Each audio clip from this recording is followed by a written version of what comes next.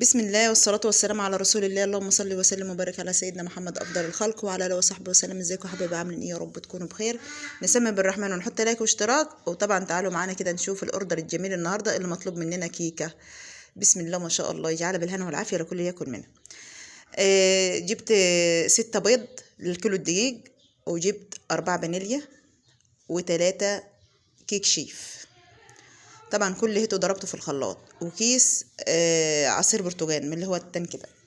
بس بصراحة كانت طعمها جميلة وتحفة بطريقة سهلة وبسيطة كده. وطبعا معلقة خل ورشة ملح صغيرة عشان ريحة الزفارة. كله قلبته في الخلاط. كوبايتين سكر، وحطيت كوباية لبن، بس ايه حسب ما عاوز يعني، عشان الخلاط مش ضربتها على الجد كده. بس بقيت اللبن هفضيه مع الخليط في البول. وضربته كله في بعضه في الخلاط.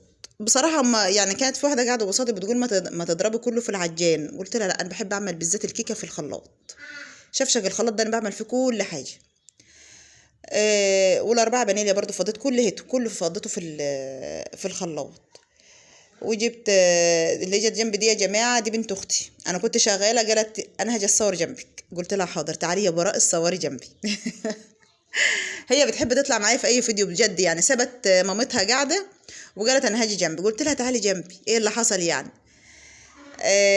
يعني مش عايزه تطلع معايا في اي فيديو عادي يعني. قلت لها تعالي معايا واقعدي معايا. عامه انتوا كده كده واخدين اجازه من المدرسه، وتعالي معايا واقعدي معايا يعني، وشوف انت في كل فيديو تطلع معايا يا رؤى. عسل برا. طبعا ده كيلو دقيق يا جماعه. فضيت كيلو الدقيق، انا كنت نخلاه. فضيته كله في البوله. وطبعا اللبن معايا حسب ما انا احتاج اللبن. يا دوبك الخليط تحتاج خلاص كده، خلاص عايز تاني لبن بحط لبن. عامه انا عندي اللبن متوفر لسبب يعني، انا جايبه نص كيلو بس كده، ايه اما اشوف لو انا عايزه تاني. عندي اللبن متوفر عشان انا بجيب اللبن يوميا صبح ومغرب، عشان احنا بنروب لبن ونبيع جبنه وزبده وقشطه حسب ما الزبون عايز مننا اي حاجه يا جماعه. وطبعا لو انا مش لقيت اللبن الحليب انا كنت هعمله بلبن رايب. عامه الكيكه بتبقى جميله جدا باللبن الرايب. ماشي. انا انا بستعملها على طول اللبن الرايب بالكيكه. بسم الله ما شاء الله. طبعا جبت شويه زيت بقى، دهنت الصينيه، وقمت جايبه بقى ايه شويه بعد قبل ما تدخل الفرن. انا مشغله الفرن قبلها ب10 دقايق يا جماعه عشان تبقى على نار هاديه يعني. رشيت رشه جوز الهند كده عليها، زي ما انا بعمل لنا، انا بعمل لاي حد على فكره يعني. انا اكن انا اللي هاكلها يا جماعه. وبعد ما استوت زي ما انتم شايفين كده، بدأت بقى ان انا اقطعها قطع صغيرة كده، بس جميلة جدا. حبيت اعمل مثلثات، حبيت اعمل قطعة مدورة كده يعني، ايه حسب التقطيع يعني عامة.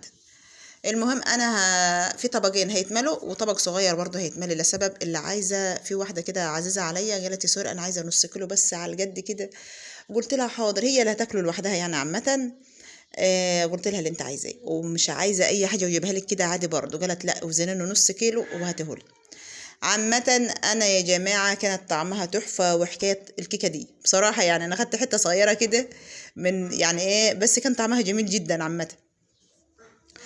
شفتوا؟ عسل من تحت مظبوطة ومن فوق مظبوطة، وكانت جميلة جدا. آه جبت بقى الطبق ده باخد كيلو كيكة زي الكيلو الجبنة بالظبط، بس ده كبير شوية عن كيلو الجبنة لسبب دي يعني ايه، التاني بيبقى ملموم شوية انما ده كبير شوية.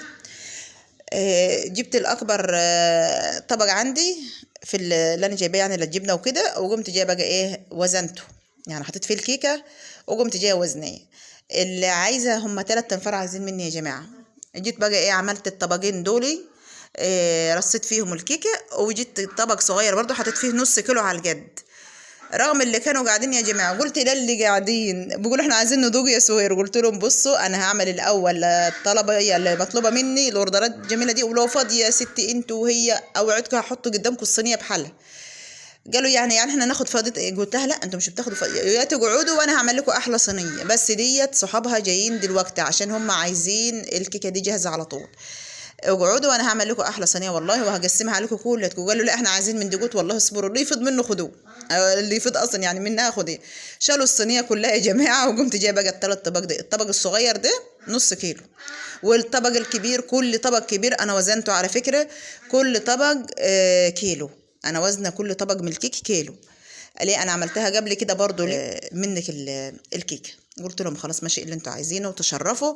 وساعة ما خلصتها وانا بادئه اقطعها يا جماعه رنيت عليهم عشان خالص نهائي.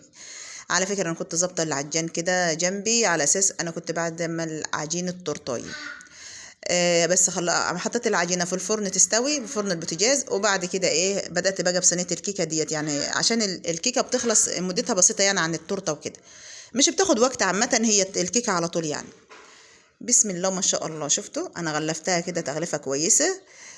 عند البقره دي يا جماعه على طول لاي حاجه موجوده عند البقره دي حلوه خالص يعني. انا هي معايا على طول في اي حاجه بغلف بيها سواء هي حلوه للكيكه على طول في ايدي.